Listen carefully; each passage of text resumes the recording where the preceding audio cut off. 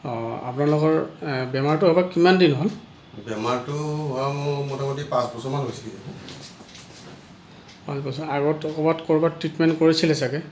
আগতে এনেই তেজপুৰত এবাৰ চিকিৎসা কৰা হৈছিলে। ইয়াতে কেনেকৈ আহিল? ইয়াতে মই এনেই আগতে মোৰ নাকৰ চাইনাছ হৈছিলে বহুত দিন আগতে। ইয়াৰ পৰাই মই ভাল পাইছিলোঁ, সেইকাৰণে মই সেইটো মনত ৰাখি পেলাই ইয়াতে আহিলোঁ। ধৰক আপোনালোকৰ অপাৰেশ্যনটো হ'ল, কিন্তু ধৰক কিবা অসুবিধা, ধৰক কিবা ডক্টৰৰ পৰা অসুবিধা, কিবা নাৰ্ছিঙৰ পৰা অসুবিধা, তেনেকুৱা কিবা অসুবিধা কোনো আছে? ধৰণৰ অসুবিধা পোৱা নাই, আমি ইয়াত খুব ভাল পাইছোঁ। আপোনালোকৰ কিবা ডাউট আছিল নেকি? ধৰক কিবা অপাৰেশ্যনটো কৰিম, কিবা হ'ব কিবা নহ'ব, কেনেকুৱা কিবা আছিল ডাউট নেকি? মানে কি, আমাৰ এনেইতো অপাৰেশ্যন সম্বন্ধে অলপমান ভয় আছিল, মানে বেমাৰটো খুব বেছি আছিল।